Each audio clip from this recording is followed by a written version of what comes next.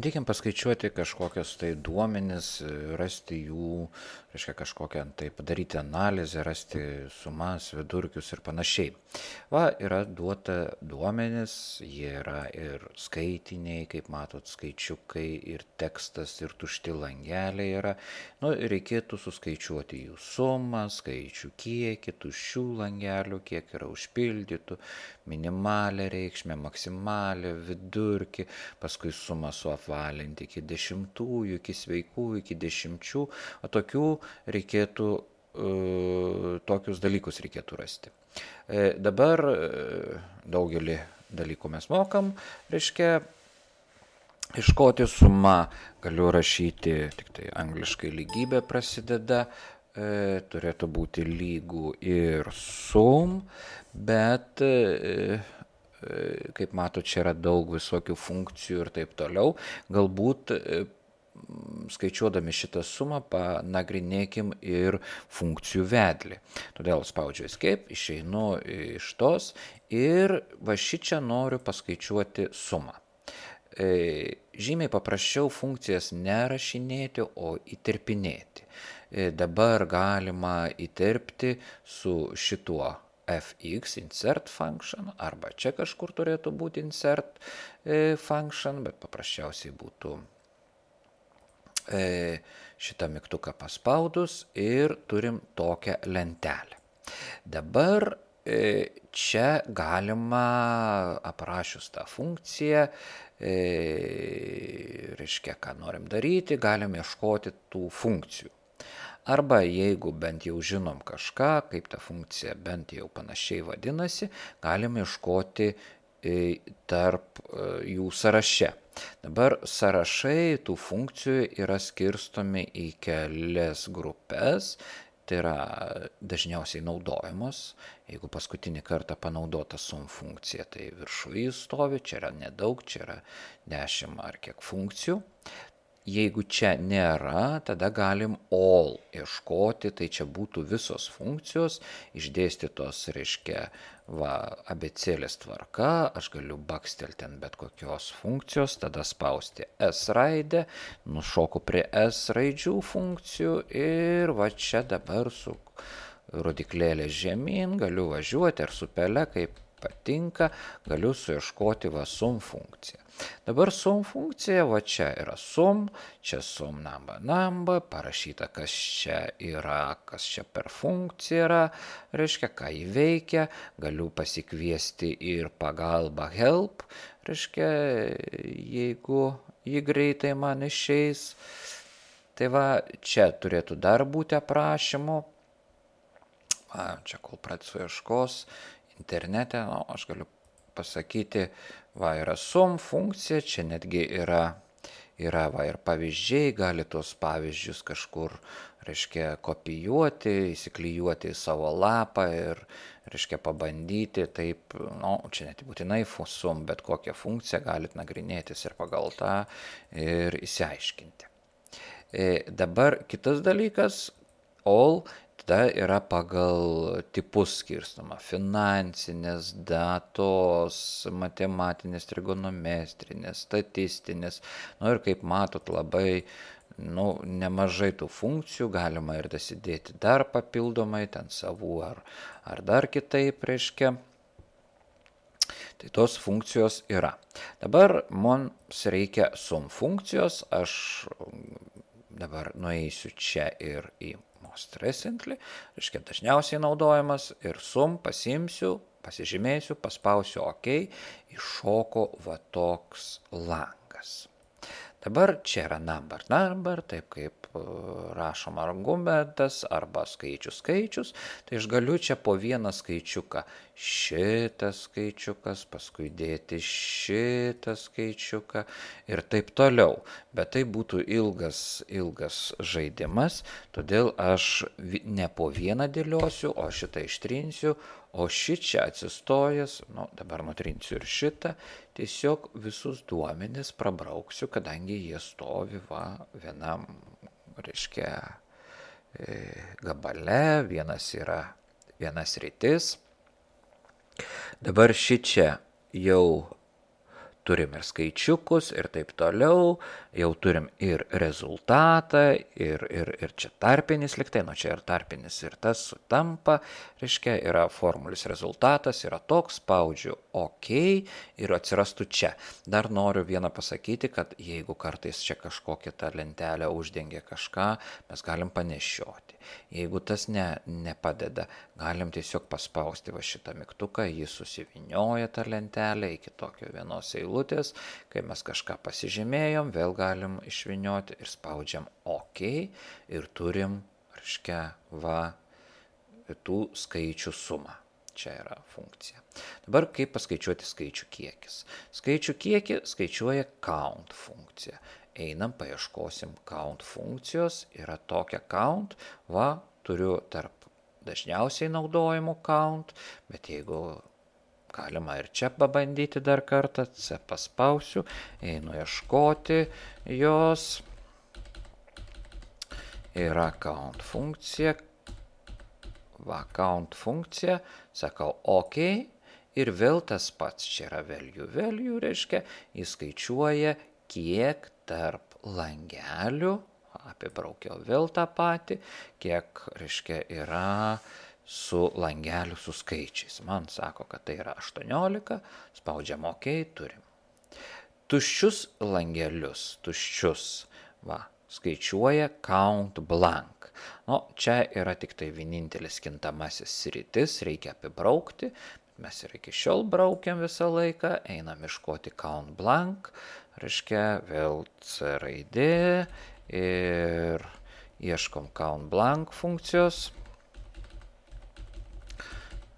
count blank ir spaudžiam OK, čia yra tik tai range, sritis, apibrauksim šitą mūsų sritį, mes turim, kad 2 langeliai, iš tikrųjų čia ir yra 2 langeliai tušti, OK, turim šitą.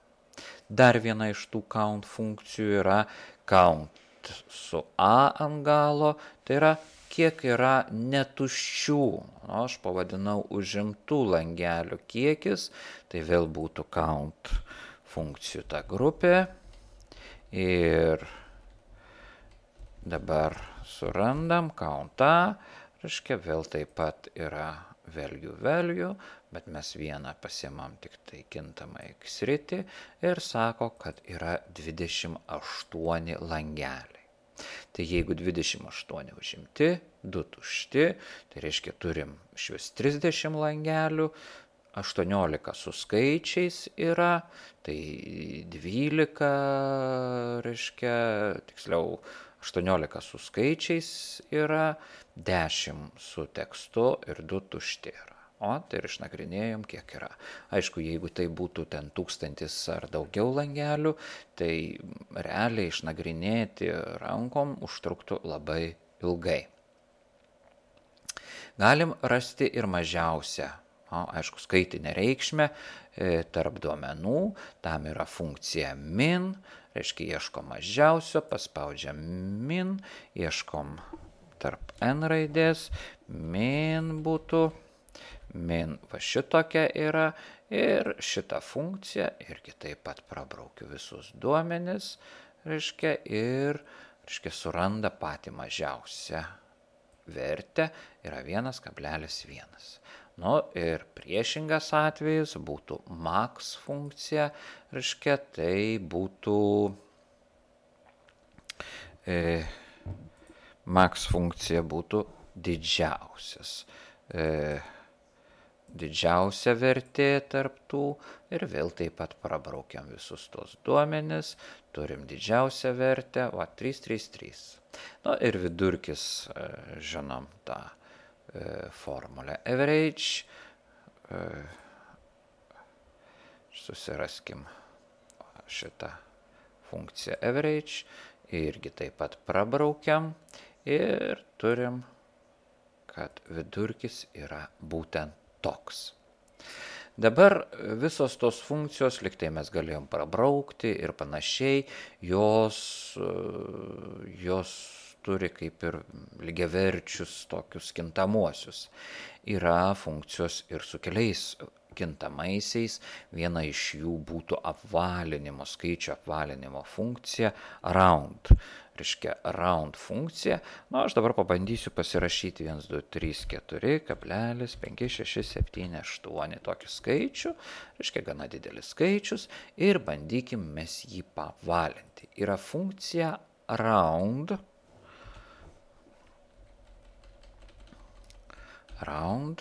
va šitą funkciją, round, ir dabar ji turi jau number and num digits. Reiškia, tai yra skaičius, aš galiu pasiimti šitą skaičių, arba tiesiog rankom parašyti kažkokį skaičių. Šiuo atveju aš jau turiu parašęs, tai neberašysiu čia. Ir dabar iki kiek mums reikia apvalinti. Dabar, jeigu noriu, kad būtų 2 skaičiai po kablelio, tai šičia įrašau dvejetuką. OK nespaudžiu, nes čia matosi, arba galiu paspausti OK ir bus 2 skaičiai po kablelio. Toliau su tokiu skaičiu ir bus vykdomi skaičiavimai. Vėl pasikvieskim tą funkciją ir pažaiskim toliau. Kas bus, jeigu 3, bus 3 skaičiai. Jeigu 1, aišku 1. Jeigu 0 parašysiu, tai apvalins iki sveikų. Matom, iki sveikų apvalina taip, kaip esame įpratę aritmetikoje. Dabar dar kartą pasikviečiu tą pačią ir paimkim -1. -1 apvalina iki 10. Jau yra ne 1, 2, 3, 4, o 1, 2, 3, 0. Jeigu padarysiu -2, apvalinimas iki 100, 1200. Va turim tokį apvalinimo funkciją. Ir dabar grįžtam prie savo uždavinuko, reikia sumą, va šitą sumą suapvalinti iki 10, tai yra 1 skaičiaus po kablelio. Kadangi aš ką tik naudojau roundą funkciją, nueisiu į round dažniausiai naudojamas, bet turim čia round.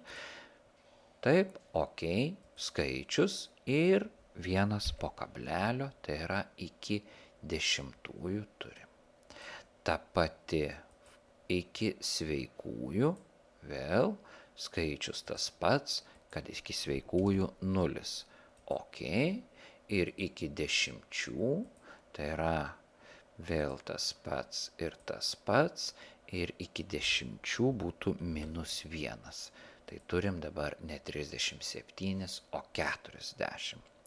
Pakeliui dar norėčiau pasakyti, dar yra tokios 2 funkcijos, kurios arba visą laiką apvalina į žemesnę pusę, arba į, reiškia, didesnę pusę. Pavyzdžiui, labiausiai suprantama yra su pinigais. Jeigu turiu 12 litų ir 1 centą, jeigu normaliai apvalintumėm, tai, sakykime, būtų 12 litų, taip? Bet jeigu aš pasimsiu tokią funkciją, dabar jau round up,